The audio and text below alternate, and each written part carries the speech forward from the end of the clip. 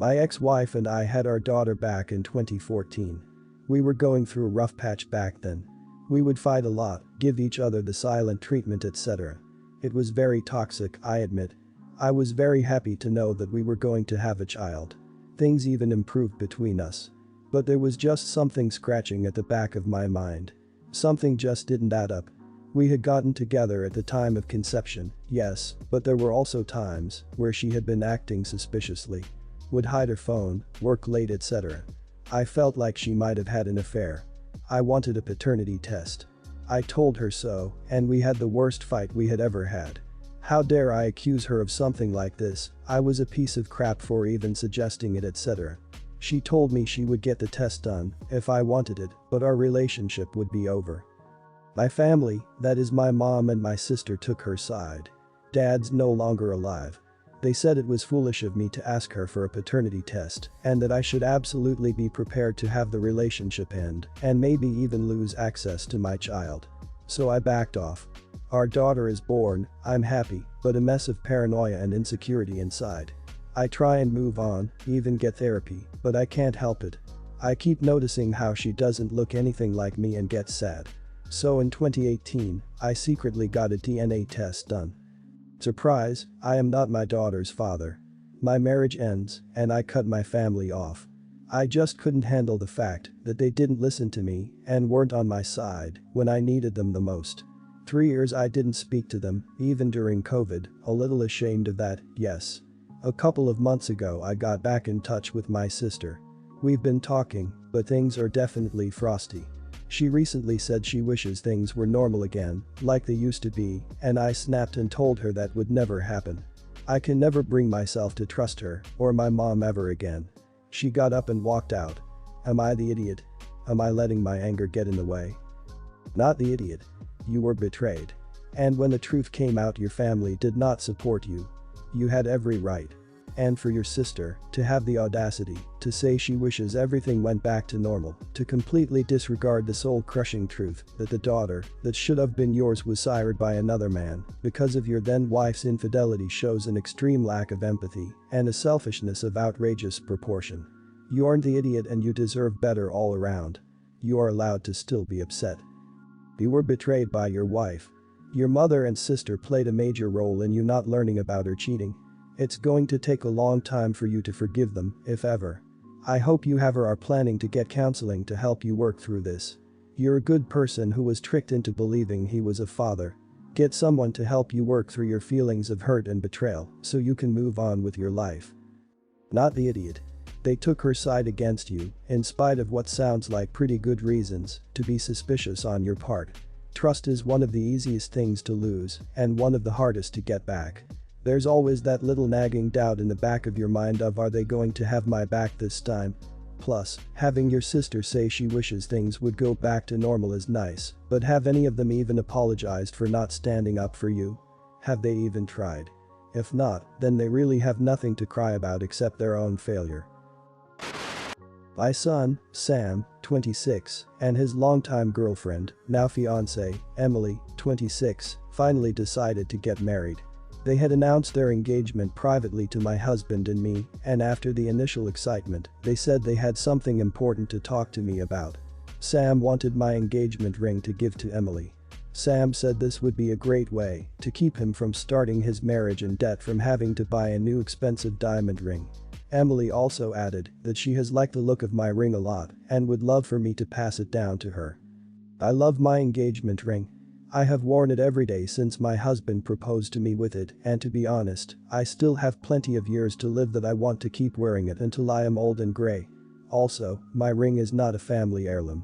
My husband chose and bought this ring for me many years ago. So, I told them that I appreciated them wanting my ring, but no, I wanted to keep it. I listed out the reasons above and how I don't want to part with my ring yet for the rest of my still long life. However, when I am old, I would be more than happy to give it to their future children. Well, Sam and Emily weren't happy with my answer, and Sam actually called me selfish and materialistic. He said that diamonds are a scam and asked how I could let him go into debt to buy a new ring. Emily was disappointed and said that she had hoped that my ring could become a family heirloom and it would be a token of accepting her into our family. I have always liked Emily and we got along great. They also said that I could keep my wedding band, so it wasn't like they were leaving me without any rings to wear. Am I the idiot? Not the idiot. How could anyone possibly be so selfishly unaware as to argue that he must have your ring while also arguing that diamonds are a scam? I have never heard of engagement or wedding rings being given to children when the woman is still alive. When I opened this thread I assumed it was some form of jewelry that was passed along to the daughters in the family and therefore you wanted to keep that tradition by giving it to your daughter and not your son. I couldn't believe that it was your actual ring that you still wore. What a manipulative vulture. Your reasoning is very sound and understandable. Also, the idea your son has to go into debt over a ring is ludicrous. If his SO is really expecting the mother of all diamond rings, it's her who's selfish and materialistic. You don't want to keep the ring because it's a fancy ring, you want to keep it because it has tremendous emotional value to you. Additionally, in most cases of rings being passed down, I usually witness it being from grandparents to grandkids, probably for the same exact reasoning you gave. I'm sorry your son was so rude about this. If the ring was a family heirloom passed down for generations, then I'd somehow understand that they should get the ring, provided it was a custom that you already knew about since you got the ring from your mother-in-law. But since that's not the case, there is no way you'd be an idiot. Heck, I'd understand even if it was a family heirloom. Passing down wedding rings is a great idea, a nice family tradition in my opinion, but as you said, it'd work much smoother if a ring went down every second or even every third generation. So your ring would go to a grandchild, maybe even great-grandchild. My mom, husband, son, mother-in-law, father-in-law and I were out to eat. My son is 5, my husband plus I are late 30s. Our parents are late 60s. We were enjoying our drinks, waiting for our food, when my father-in-law waved over a waitress, not the one who was serving us, leaned in, and whispered in her ear, "Can I pay you a compliment? I love your hair, it looks beautiful." She said thanks, and went back to work. For additional context, we are white, and this waitress is black. I felt shocked and pissed that he would do that to a woman at work, and also in front of his wife and grandson. When I was a teen, I worked service jobs, and having men leer at me was gross. They were visiting us, and that night when we put our son to bed, my husband and I tried to have a calling in. My husband said, "Dad, that was extremely inappropriate." Father-in-law got defensive and said he did nothing wrong and not to call him a bad person. I said, "You aren't a bad person, but what you did was cringe. I always hated getting hit on at work."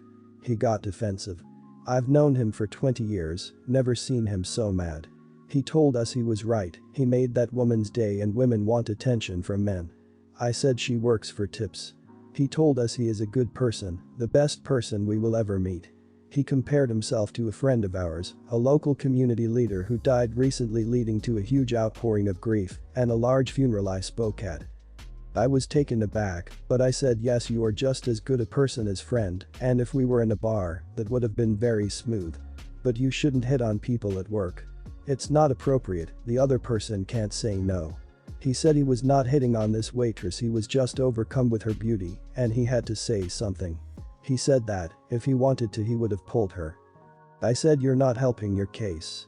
Then he started ranting about how my husband and I are the reason for incels. Dating apps have ruined society because no one flirts in the real world anymore, and gay and trans people now have more rights than straight people. He also told me that, when I was 18 being harassed by men 3x my age at work, I should have enjoyed the attention and been happy I was so beautiful men noticed me. Father-in-law and I have gotten into debates before. Our outlooks on life are somewhat similar but different enough for conversations to be interesting. But he took this so personally, probably because it was about his behavior. Instead of leaving it as "I disagree" or "let's agree to disagree," he said, "I am right. I've never been more right. I make everyone around me happy. You're wrong, and your whole generation needs to be told to shut up." Reasons I think my husband and I might be the idiots. His private conversations are none of our business. I think we hurt his feelings, and I'm not happy about that. Perhaps we could have been more gentle or tactful. Not the idiot. That's creepy as hell. That's old school misogynist vibe stuff. That waitress is there to take orders, serve orders, and get paid. She is not there as an object of display. I suspect this is common behavior for him, and his wife is used to it. We call this the good old boy behavior. You don't need to be gentle or tactful in calling out this behavior. You are not the reason for insults. Those people existed in the good old days too, but we're just lumped in as creepy as hell. If he can compliment a waitress as he did, even if lightly, in front of his entire family, I can't even imagine how empowered he must feel doing so when out by himself. Also, as an ex-waitress myself, I did not work to seek attention from men who would constantly hit on me. It's infuriating to think that men feel entitled to women in food service, or really any customer-facing role, simply because they are present at the job. He might think it's okay, but it's not. I'm sure that young woman did not get ready for work, thinking I sure hope some dirty old fart likes my hair today. I've dealt with this type of attention for decades and it's never welcome. It never made me feel pretty, it just made me feel preyed upon. Good for you.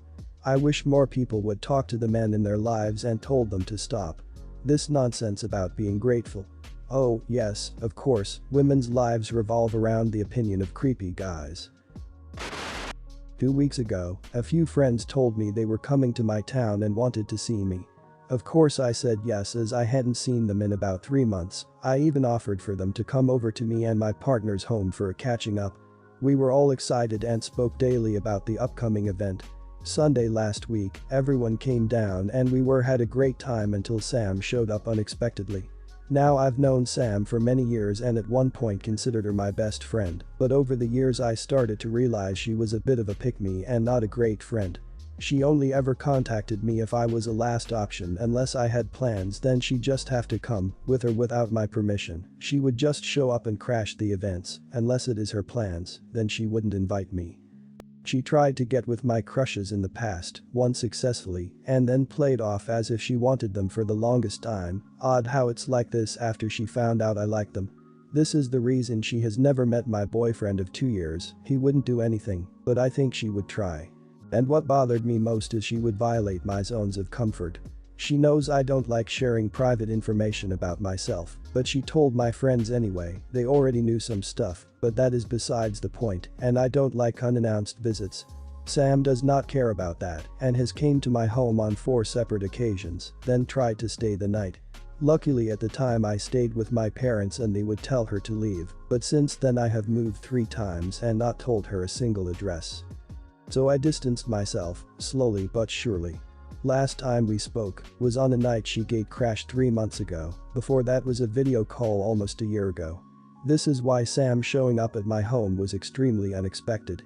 I moved to a town an hour's drive away, 2.5 hours public transport, so she traveled all this way unannounced to my house that I never told her the address to. I answered the intercom and asked her how she knew where I lived. She told me she knew because she googled a bar behind me in a video call a while ago, and my friend's Instagram story had the same bar in the background from the apartment window, so she figured it out. I told her that was insanely creepy, but asked her why go through all that effort. She said, well, you are clearly having a party, so I wanted to come, so let me in. I told her a flat-out no, telling her to leave as she has wasted her own time and just how uncomfortable this has made me. She said that she was alone in a city she didn't know and had nowhere to stay as she didn't know anyone there. I told her that she found it easy enough to find where I live through Google, so she should try that, ending the call.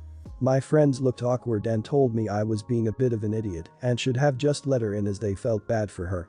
I explained the situation, but they still say I was a bit of an idiot, some saying it is understandable though. Am I the idiot? Not the idiot. Let me say that again, you are not the idiot. This person has zero interest in personal boundaries, maintaining a friend's privacy, and won't accept how hooking up with someone her friend likes is a total deal breaker. She makes you uncomfortable because she crosses every line there is to cross. You did not invite her in because of all her shenanigans. Quite frankly, you don't owe her or your friends an explanation as to why, because no means no. I do have a question for your friends who said you should have let her in. What if it were a dude who was doing all this to you? Would they think you should let them in? That's creepy that she tracked you down that way. She knows you don't want to spend time with her. But she showed up unannounced to put you on the spot so you would feel pressured to let her in.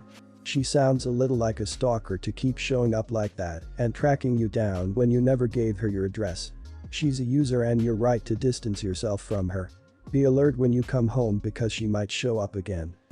She wasn't invited and it sounds like she was stalking you on social media in order to find out where you live. This, along with her past actions, show exactly why you don't want her in your life. To be honest, I don't know that I would personally be able to feel safe with someone who would stalk you online like this and show up unannounced and uninvited. That's not even including the past behaviors. Now if it's a case of one of the others mentioning this to her, then you should definitely find out who mentioned this and try to cut them out of your life, at least partially. My mother-in-law has been married twice. She has Lee, 37, Emma, 34, and Nora, 33, from that marriage. She has my husband, 26, from her second and current marriage. Mother-in-law and her first husband divorced and not long after he died. She met her second husband a year and a half after the divorce and married him after 3 years. My husband has never been accepted as a brother by his older half-siblings. He was always the outsider, the one they made no effort with and whose attempts to bond have been rejected. He has never felt loved or wanted by them and they have made it clear he is not going to be treated the same. Mother-in-law had them in therapy, she encouraged bonding and would spend time trying to build up their relationship with my husband to no avail. She never gave up, but my husband did when we got married, and they couldn't even RSVP to either the physical or digital invite. It was at that point he knew they didn't consider him worth a reply even. We are expecting our first child and fallen mother-in-law has talked about how this will be a great chance for them to come around because she's sure they won't want to miss out on a nephew. The others all have kids and the other 2 siblings would get together and plan a sibling celebration for each other, never including my husband, and they have made no indication they want to do it for him now. My husband told her to leave it alone. But she went to me with this mother-to-mother bullcrap and half told half asked me to be okay with her using a relationship with my child as a way to try and bridge the gap. I told her my child is not a tool for her to fix what she could not prevent happening when they were all kids. That I am sympathetic to how difficult it must be for her, but my child does not deserve to have that put on their shoulders. She burst into tears and later expressed anger because of what I said to her. Am I the idiot? Not the idiot. What is your mother-in-law's goal here? I am just imagining this kid being rejected by extended family like your hubs and internalizing that rejection. Is that something she wants for this child? It is not going to change for this generation. The only hope is that the next generation is more open-minded, but that will take another 20 years to see. Something similar happened with my family where there was major drama and sides were taken. My parents' generation is still not healed from it, but us kids get together without them and hang out with our kids. We just eye-roll them because it is still a hot topic, and we learned the hard way that inviting the parents just leads to fights. Even letting them know we are hanging out leads to fights. So your child might have that relationship years from now. I don't know how she thinks this is going to work anyway given they clearly don't want to have a relationship with their half-brother and they already have nieces and nephews that don't require a relationship with him. It's bad like hell for your husband, but it would be worse for your child to be put constantly in situations with adults who don't want him there and whose attitude might carry down to his cousins. Why would she think that her other children would give a crap about the baby if they didn't even give one about their half-brother? Sounds like she's desperate, understandably so, but also pretty delusional if she thinks that a child will fix anything at all.